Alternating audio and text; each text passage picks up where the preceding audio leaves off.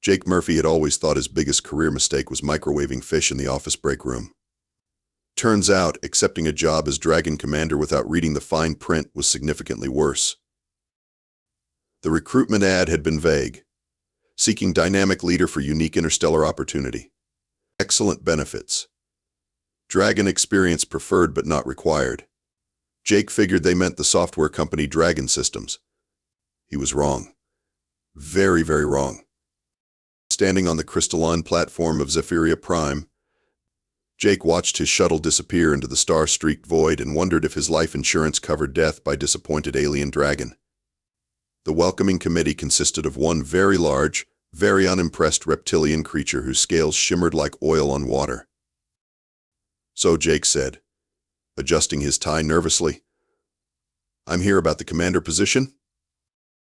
The dragon's eyes, each the size of dinner plates, fixed on him with the enthusiasm of someone discovering gum on their shoe. "You are the human," it said telepathically, the words appearing directly in Jake's mind with all the warmth of a tax audit. "I am Elder Vextar. I was hoping you would be taller." "I get that a lot," Jake replied, then immediately regretted it. This was not the time for self-deprecating humor. Vextar's snort produced a small cloud of smoke that made Jake's eyes water. "The Council of Elders believes you can unite our fractured clans. I believe you are cosmically irrelevant." Jake blinked. "Well, that's direct. Your species has existed for what? A few million years? We have been masters of space travel since before your planet finished cooling. You eat processed food from plastic containers. We subsist on pure energy and the occasional supernova. What exactly do you bring to this arrangement?" Jake opened his mouth to respond, then closed it. What did he bring? His greatest accomplishment was reorganizing the quarterly reports filing system. He'd been middle management at a company that made software for other companies that made software for printers. "I have a master's in business administration," he offered weakly. Vextar's laugh was like rocks falling down a mountain. "Marvelous. We have been waiting 3 centuries for proper leadership, and the universe sends us a human with a degree in corporate bureaucracy." The dragon began walking toward a massive crystalline structure that Jake assumed was either a palace or a very fancy prison. Given his luck, probably both. "The others are eager to meet you," Vextar continued, his mental voice dripping with sarcasm. "Kira Lynn thinks you might surprise us. This wants to see if you taste like chicken. And Nixara, well, Nixara is a special case." "Special how?" "You will see. If you survive the introductions." Jake followed the dragon through corridors that seemed to pulse with their own inner light. Somewhere in the distance he could hear what sounded like a conference room argument, except the voices were telepathic and occasionally punctuated by small explosions. "One question," Jake said, jogging to keep up with Vextar's massive strides. "Why exactly did you choose a human? I mean, surely there are other species with better qualifications?" Vextar paused, turning his great head toward Jake. "Because, little human, we have tried everything else. We have tried strength, we have tried wisdom, we have tried democracy. Nothing works. The council decided we needed someone so utterly foreign to our nature that perhaps their very alienness might shock us into cooperation. And if that doesn't work, then we eat you and try the next species on the list. I believe the Centaurians are next." Jake swallowed hard. Great. No pressure. As they approached the massive doors to what Jake assumed was the council chamber, Vextar stopped and fixed him with one enormous eye. "A word of advice, human. Do not show fear. Do not show weakness. And whatever you do, do not attempt to pet anyone. The last ambassador who tried that lost 3 fingers." "Noted," Jake said, wondering if it was too late to update his resume. The doors opened with a sound like crystalline wind chimes, and Jake Murphy, former middle manager and current Dragon Commander, walked into what he was pretty sure would be the shortest leadership tenure in galactic history. The council chamber was less majestic throne room and more corporate boardroom designed by someone who'd only heard boardrooms described by a fever dream. 12 dragons arranged themselves around a crystalline table that probably cost more than Jake's entire planet's GDP. "Behold," Vextar announced with all the enthusiasm of a funeral director, "your new commander." The silence that followed was the kind usually reserved for awkward elevator rides and failed marriage proposals. Jake stood there, acutely aware that he was probably the only thing in the room that wouldn't survive being sneezed on. A dragon with silver-blue scales that looked like captured starlight leaned forward. "I am Kira Lynn the Skeptical," she said, her mental voice crisp and analytical. "I have studied your species extensively. You are short-lived, fragile, and prone to making decisions based on emotional impulses rather than logical analysis." "That's accurate," Jake admitted. "You also show remarkable adaptability, innovative problem-solving skills, and an unusual capacity for empathy across species barriers," Kira Lynn continued. "These traits may prove valuable." A massive red dragon with scars crisscrossing his hide snorted flame. "This the bloodthirsty finds this human disappointing. Where are the fangs? The claws? How does one command respect without the ability to properly disembowel one's enemies?" "I use passive-aggressive emails," Jake said before he could stop himself. This looked confused. "Explain this weapon." "It's not really a weapon, it's more of a—" "Never mind." Jake rubbed his temples. "Look, I know I'm not what you expected. I'm not even what I expected. But I'm here, and apparently you need help. So maybe we can figure this out together?" "Together?" Vextar's laugh was like grinding stone. "Human, you do not understand. We are not a democracy. We are not a committee. We are dragons. We follow strength, and you have the physical presence of a malnourished sparrow." "But that's exactly why it might work," said a voice from the shadows. A dragon Jake hadn't noticed before stepped into the light. Her scales were deep purple, almost black, and when she moved, she seemed to flow like liquid shadow. "I am Zara Neth the Ancient. I have lived for 15,000 years, and I have seen strength fail us repeatedly." "Zara Neth speaks wisdom," Kira Lynn said. "Our society has been without proper leadership for 3 centuries precisely because we cannot agree on who is strongest. Each clan believes their champion should lead. Which is why we fight." This growled. "As is proper." "No," Zara Neth said firmly. "Which is why we stagnate. While we argue about dominance, our enemies grow stronger. The devourers mass at our borders. The trade routes suffer from our political instability. Our young dragons leave for other systems because they see no future here." Jake listened to this exchange with growing understanding. "So you're not looking for someone to dominate the dragons.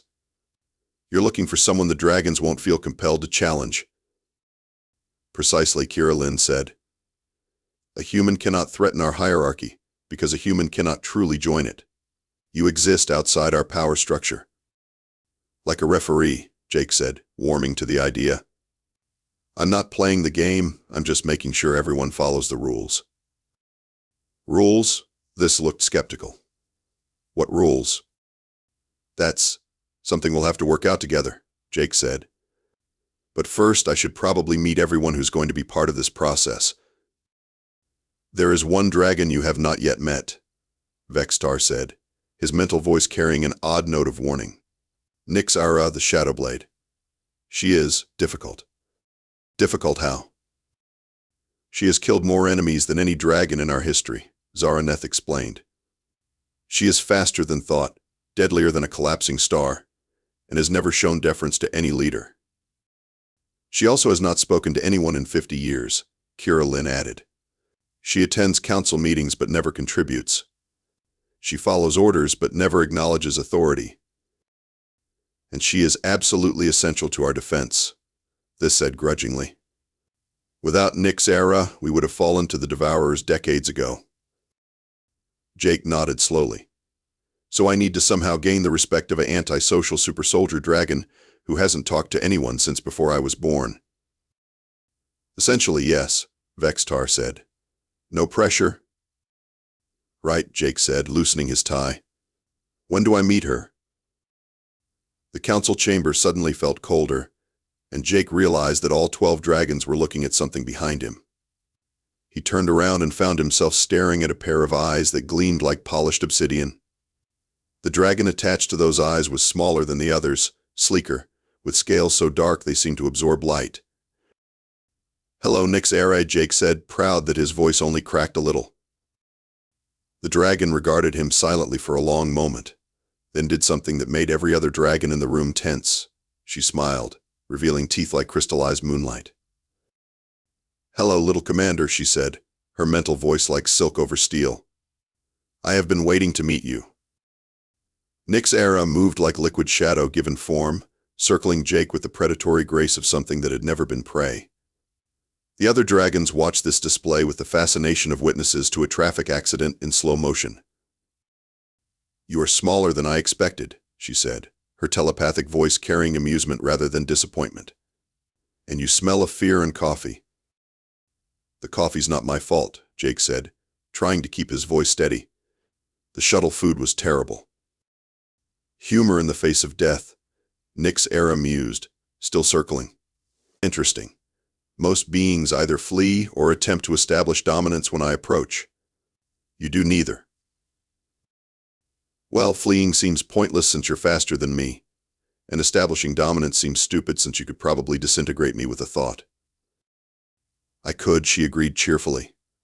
"Would you like to see?" "Not particularly." Nix-Era stopped directly in front of him, lowering her head until her obsidian eyes were level with his. Jake could feel heat radiating from her scales, could smell ozone and something that might have been starfire. "The others believe you are weak," she said conversationally. "They think your lack of fangs and claws makes you unsuitable for leadership." "They're probably right," Jake said. "I've never led anything more dangerous than a quarterly budget meeting. And yet here you are, speaking calmly to the most feared dragon in the galaxy, while your predecessors wet themselves and begged for mercy." "My predecessors?" "Oh yes," Nix-Era said, settling onto her haunches with fluid grace. "You are the 7th human to apply for this position. The first 6, well, let us say they did not make it past the interview process." Jake felt his stomach drop. What happened to them? "Nothing permanent," Vextar interjected quickly. "They simply declined to continue the application process."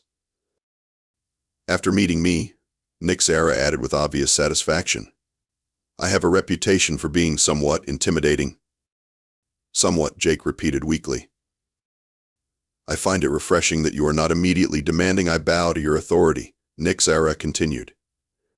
"The last candidate, a human named Marcus something, spent 10 minutes explaining why his military experience made him naturally suited to command dragons. I may have accidentally singed his eyebrows."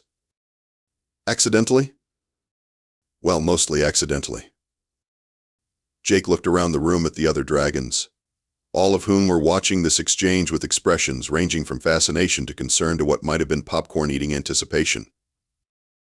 "Can I ask you something?" Jake said to Nix-Era. "Why are you the only one who seems, I don't know, not completely dismissive of me?" Nix-Era tilted her head, considering. "Because you are the first potential leader who has not tried to impress me.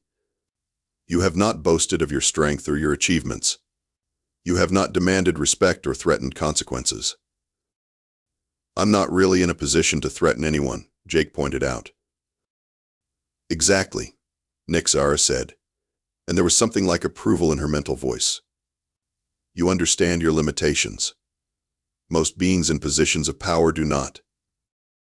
"So what happens now?" Jake asked. "Do I get the job, or do you accidentally singe my eyebrows too?" "That depends," Nix-Era said, rising to her full height.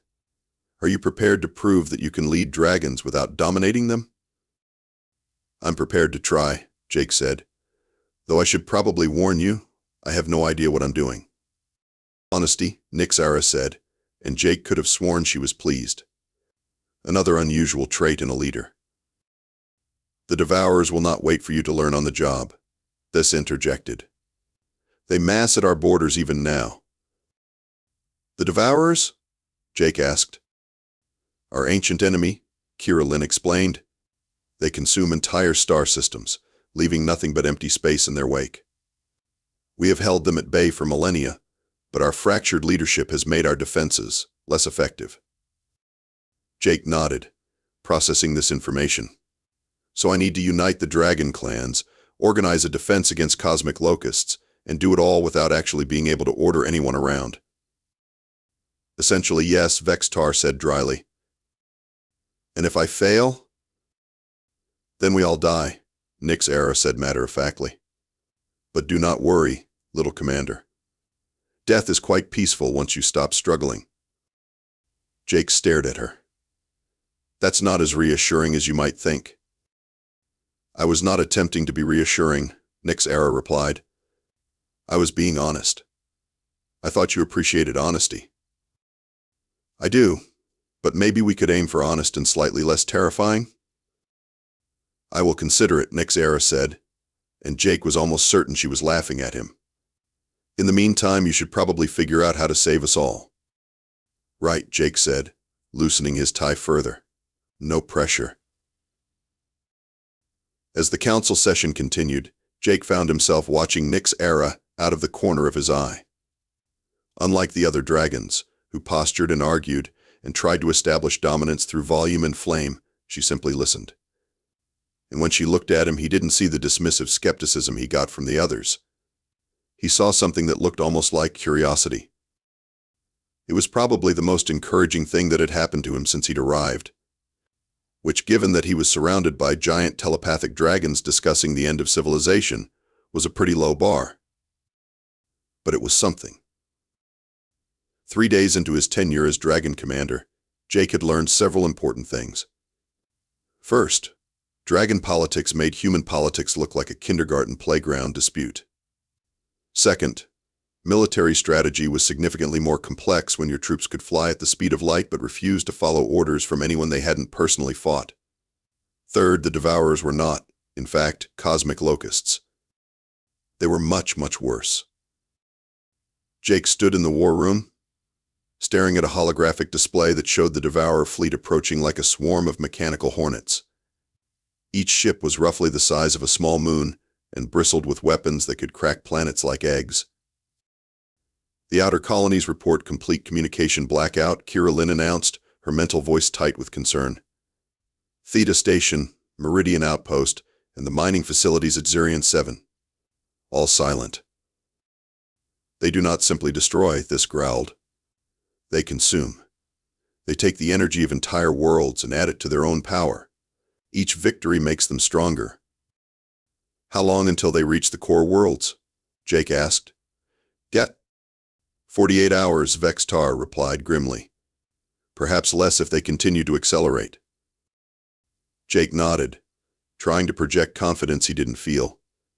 What's our current defensive capability? Fragmented, Zara Neth said. The Fire Clan refuses to coordinate with the Shadow Clan. The Crystal Clan insists their territory be defended first. The Storm Clan claims the others are cowards for not attacking immediately. So we have the military strength to repel the invasion, but we're too busy arguing to actually use it. Essentially, yes, Kira Lynn confirmed. Jake rubbed his temples. Right. So I need to convince a dozen different dragon clans to work together, despite centuries of territorial disputes, in the next 48 hours. 47 hours and 36 minutes, Vextar corrected helpfully. Thanks, that's much better. Jake began pacing, a habit that had served him well during quarterly budget crises but felt somewhat inadequate in the face of galactic annihilation. The assembled dragons watched him with expressions ranging from skeptical to openly hostile. What if we don't try to make them work together? He said suddenly. Explain, Kira Lynn said. Instead of trying to coordinate one big battle plan, what if we let each clan do what they do best? The Fire Clan likes direct assault, right? Let them hit the Devourers head on. The Shadow Clan prefers stealth and infiltration. They can strike at the command ships. The Crystal Clan has the best defensive capabilities. They guard the core worlds. That is not a strategy, this said dismissively. That is chaos. No, that's asymmetric warfare, Jake replied. The Devourers are expecting us to meet them with traditional military formation. They've probably fought dozens of species who tried to match them ship for ship, formation for formation. But what if we don't fight like dragons are supposed to fight? What if we fight like humans? And how do humans fight? Zaraneth asked, sounding genuinely curious. Dirty, Jake said with a grin. We cheat. We use every advantage we can think of, and when we run out of advantages, we make new ones. Elaborate, Vextar said. Jake moved to the holographic display, pointing at various formations. The Devourers travel in tight convoy formation because it's efficient and provides maximum firepower concentration. But it also makes them vulnerable to coordinated hit and run attacks. We don't meet them head-on. We hit them from 12 different directions at once, each clan using their unique abilities. The Fire Clan creates a distraction with a frontal assault, Kirillin said slowly, following his logic, while the Shadow Clan infiltrates their rear guard. The Crystal Clan uses their defensive abilities to create mobile shields for the strike teams, Zaraneth added. And the Storm Clan, they could disrupt the Devourers' communication networks. Exactly, Jake said. We don't fight as one army. We fight as 12 different armies, each doing what they do best, but all working toward the same goal. It is unconventional, this admitted grudgingly. But it might work. It will work, said a voice from the shadows. Nyxara stepped into the light, her dark scales gleaming. Because the human thinks like prey that has learned to hunt. Is that a compliment? Jake asked. It is an observation. Nyxara replied. Prey animals that survive to become predators are the most dangerous creatures in the universe. They combine the survival instincts of the hunted with the killing skills of the hunter. So you support the plan? Vextar asked, sounding surprised. I support the planner, Nyxara said, and without warning she moved to where Jake was standing and settled down beside him. Not just beside him, but actually curled around him, her sleek form forming a protective semicircle. The war room fell completely silent. Nyxara, Vextar said carefully, what are you doing? I am demonstrating trust, she replied calmly. In dragon culture, to rest beside another is to show absolute confidence in their protection and judgment. But you never, Kirillin began. I never found anyone worthy of such trust, Nyxara said. Until now. Jake found himself with a lap full of deadly alien dragon, acutely aware that he was probably the first human in history to be used as a pillow by something that could atomize a small city. Nyxara's scales were warm against his legs, and he could feel a subtle vibration that might have been purring. This is unprecedented, Zaraneth said, sounding awed. This is terrifying, this muttered. This is exactly what we need, Kirillin said firmly. If Nyxara the Shadowblade trusts the human's judgment, then perhaps we should as well. You have my support, Zaraneth said. And mine, Kirillin added. The Fire Clan will follow, this said grudgingly. But if this plan fails, human, you will face my personal displeasure. I'll add it to the list, Jake said, trying to ignore the warm, deadly weight in his lap. Right after galactic annihilation and disappointing the entire dragon species. At least you have your priorities straight, Nyxara said, and Jake was certain she was laughing at him. But as the other dragons began coordinating their clans for the battle ahead, Jake realized something important had just happened. He'd gotten them to work together, not through strength or intimidation or political maneuvering, but by giving them a plan that let them be themselves while still serving the greater good. Maybe this dragon commander thing wasn't entirely hopeless after all. The warm weight in his lap shifted slightly, and Nyxara looked up at him with those obsidian eyes. Do not become overconfident, little commander, she said softly. The hard part is just beginning. Great, Jake said. I was starting to think this was too easy. I told you I would consider being less terrifying, Nyxara replied. I did not say I would succeed. The battle began at dawn, which was purely symbolic since they were fighting in the vacuum of space, where dawn was more of a philosophical concept than an actual event. But Jake had learned that dragons were surprisingly sentimental about dramatic timing. From the command center aboard the flagship Starfire, Jake watched the tactical display with the sort of focused terror that came from knowing that literally billions of lives depended on whether his completely untested strategy would work against an enemy he'd only learned about 3 days ago. Fire Clan reports ready for frontal assault, Kira Lynn announced, her mental voice crisp and professional. Shadow Clan in position for infiltration strike, Zara Neth added. Crystal Clan defensive formations established, Vextar reported. And Storm Clan is, well, they are doing something that involves a lot of electromagnetic interference and what appears to be interpretive dance, this said, sounding confused. That's probably their communication disruption protocol, Jake said, hoping he sounded more confident than he felt. Everyone ready? Ready came the chorus of dragon voices. Jake looked down at Nyx Era, who had taken up her now customary position curled around his command chair. She'd explained that it was a tactical necessity, providing him with protection while demonstrating her continued support to the other dragons. Jake suspected she also just liked having a comfortable place to nap during meetings. What do you think? He asked her quietly. I think you are about to discover whether humans are as clever as they believe themselves to be, she replied, her mental voice carrying gentle amusement. Or whether the universe has a sense of humor. That's reassuring. I am still working on the reassurance thing.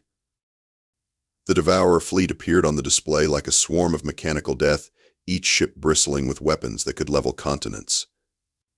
They moved in perfect formation, a testament to the cold efficiency that had allowed them to consume entire star systems. They are beautiful in their way, Nyx Era observed, like a perfectly designed killing machine.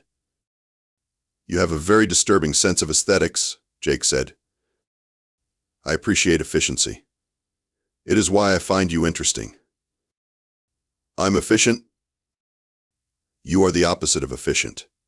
You are chaotic, unpredictable, and you make decisions based on intuition rather than calculation. It is deeply disturbing to anyone who values order. And that's good? It is what we need. Jake watched the tactical display as the Devourer fleet approached the outer defensive perimeter. Any moment now, they would expect the dragons to meet them in traditional formation, ship against ship, strength against strength. All units, Jake said, his voice carrying across the communication network to every dragon in the fleet. Execute Operation Cosmic Chaos. He'd wanted to call it something more dignified, but the dragons had voted on the name, and apparently they had a sense of humor after all. The Fire Clan struck first, 36 red-scaled dragons in full battle form screaming out of the sun in a frontal assault that should have been suicide. The Devourers responded exactly as expected, concentrating their fire on the obvious threat while their formation tightened to repel the attack. Which was exactly when the Shadow Clan materialized inside their formation. Shadow Clan reports successful infiltration, Zaraneth announced. Beginning surgical strikes on command vessels. Fire Clan, break off and regroup, Jake ordered. You've done your job. The frontal assault peeled away just as the Crystal Clan's defensive formations came online, projecting protective barriers around the strike teams. The Storm Clan's electromagnetic interference kicked in, turning the Devourer's perfect coordination into confused chaos. It is working, this said, sounding surprised. They are confused. They are reacting instead of acting, Kira Lynn observed. This is not how they are accustomed to fighting. Jake watched the tactical display with growing excitement. The Devourer fleet was breaking apart, individual ships trying to respond to threats coming from every direction at once. They were used to overwhelming their enemies with superior firepower and organization, but Jake's plan denied them both advantages. Nyx Era, he said quietly, it's your turn. I was wondering when you would ask, she replied, rising from her position around his chair. What do you need? I need you to do what you do best. Nyxaria's laugh was like crystalline wind chimes. Finally, a simple request.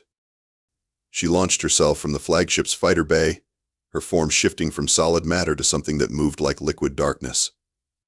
Jake watched her on the tactical display as she wove through the battlefield, too fast and too small for the Devourer's weapons to track. "What is she doing?" Vextar asked. "Ending the battle," Jake said. Nyxaria reached the Devourer command ship, a massive vessel that coordinated the movements of the entire fleet. For a moment she simply circled it, a tiny shadow against its bulk. Then she disappeared inside it. How did this began? "Phase shifting," Jake said. "She can exist partially outside normal space. Makes her effectively intangible when she needs to be." "You knew she could do this?" "I asked her about her capabilities during the planning session. She's been holding back because no one ever asked her to do anything creative." The Devourer command ship went dark. Then its weapons turned on the rest of the fleet.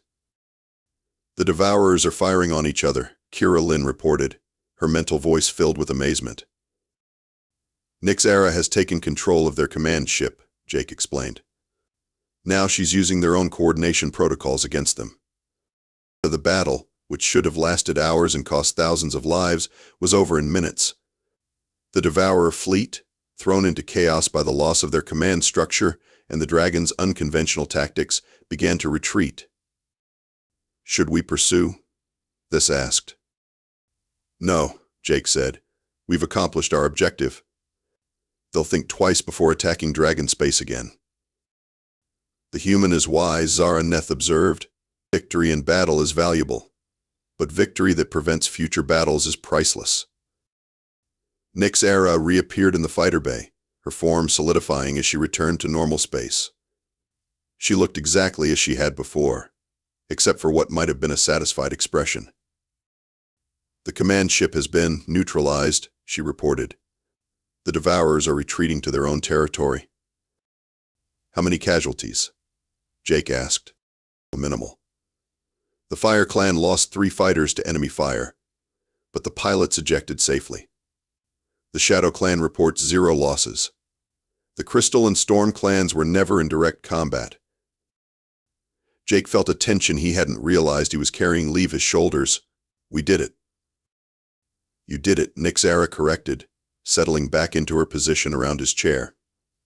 "You took 12 fractured clans and made them into a unified force without forcing them to give up their individual strengths. I just gave them a plan that let them be themselves." "Exactly," she said, and there was something like pride in her mental voice. "You understood that unity does not require uniformity."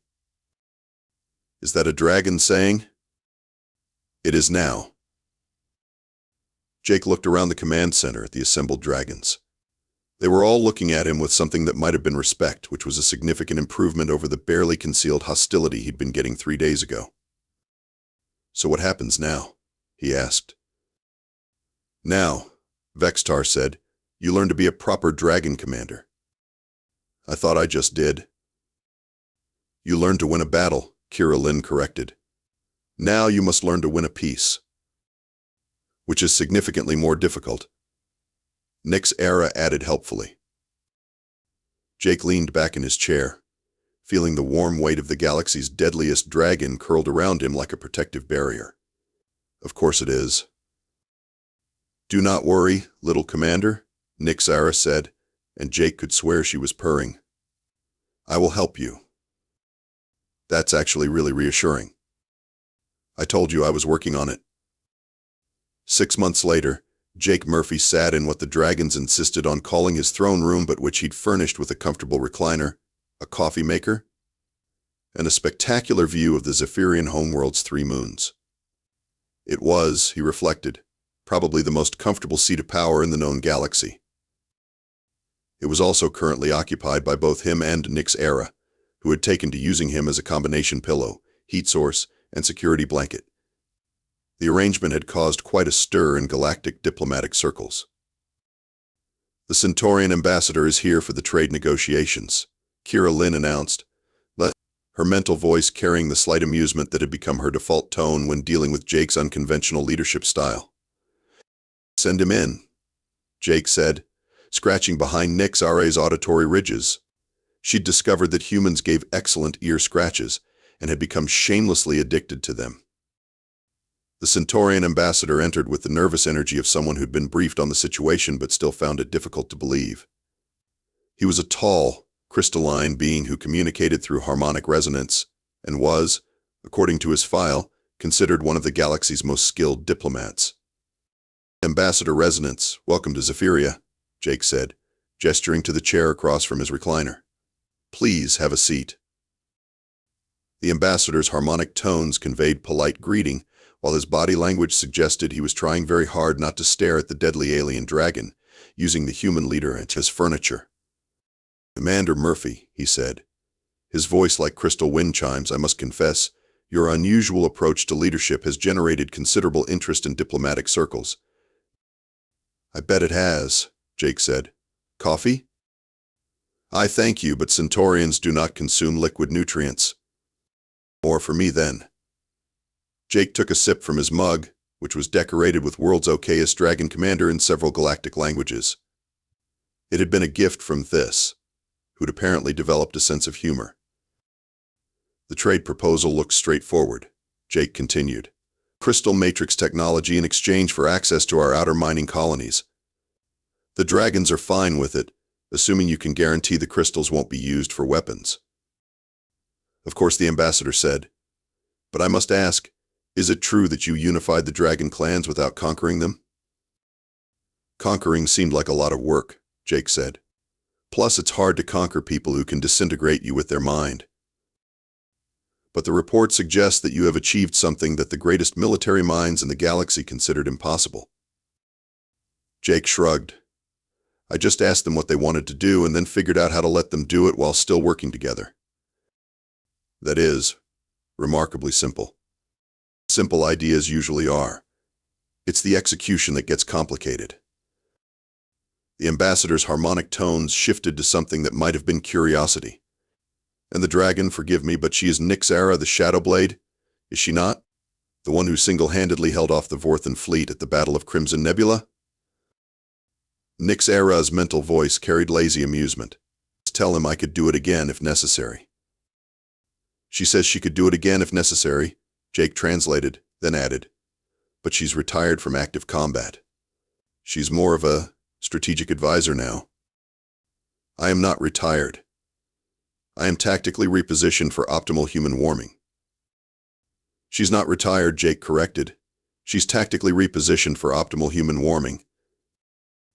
The ambassador's crystalline form seemed to shimmer with what might have been diplomatic confusion. I see. And this arrangement works for both of you? It's surprisingly effective, Jake said. She gets unlimited ear scratches and a warm pillow. I get the most terrifying bodyguard in the galaxy who also doubles as a space heater. Win-win. Nixara's purring intensified, a sound that made the room's crystal fixtures vibrate slightly. The ambassador took a step back. That sound, he said nervously. Oh, that's just purring, Jake said. She's happy. When she's unhappy, the sound is completely different. Or explosive. The crystalline one fears me. Good. She says she likes you, Jake lied smoothly. That's why she's being so quiet. The ambassador's harmonic tones shifted to relief. How diplomatic of her. So about that trade agreement, Jake said, pulling out a tablet. The dragons have one additional request. They want to establish a cultural exchange program. Cultural exchange? Turns out they're fascinated by human entertainment. Specifically, cooking shows and nature documentaries. They want to trade some of their historical archives for access to our media libraries. David Attenborough is a treasure that must be protected at all costs, Nixara added seriously. She says David Attenborough is a treasure that must be protected at all costs, Jake translated. The ambassador's form flickered with what might have been amazement. The most feared warriors in the galaxy watch cooking shows?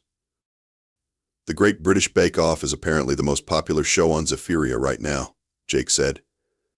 There's an ongoing debate about whether Paul Hollywood's criticisms constitute acceptable battle challenges.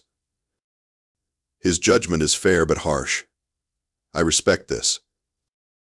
She respects Paul Hollywood's judgment, Jake added.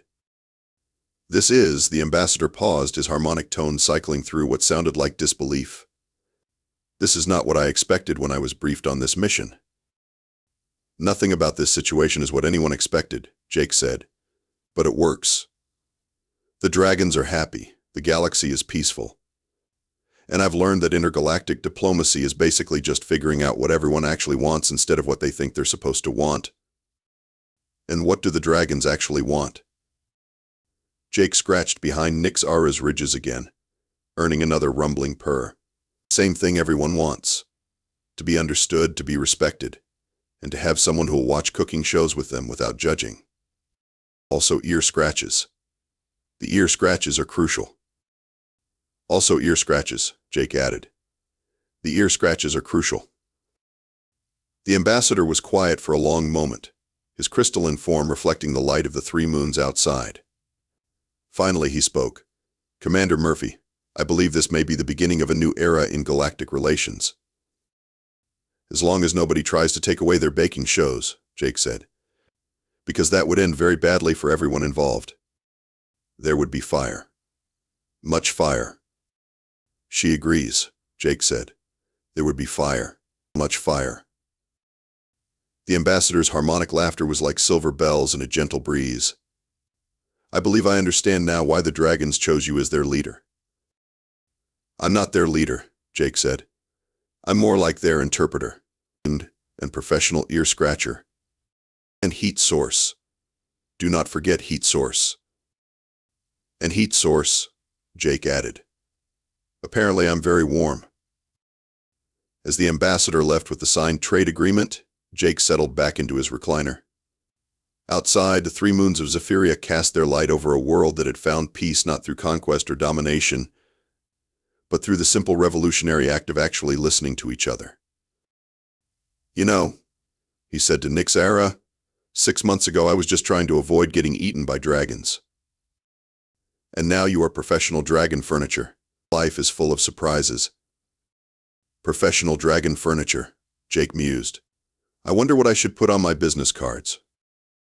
Jake Murphy, diplomat, negotiator, and acceptable pillow. This covers all your qualifications. Jake laughed, a sound that mixed with Nixara's purring to create something that might have been the most contented noise in the galaxy. I think I can live with that. Good. Now be quiet. The new season of MasterChef starts soon, and I wish to judge their knife skills. Your wish is my command, O terrifying dragon overlord. I prefer, O magnificent dragon overlord. But this is acceptable. And so Jake Murphy, the most unlikely leader in galactic history, settled in to watch cooking shows with the most feared warrior in the known universe, while outside their window, 3 moons watched over a galaxy that had learned the most important lesson of all. Sometimes the best way to solve problems is to make sure everyone gets their ear scratches.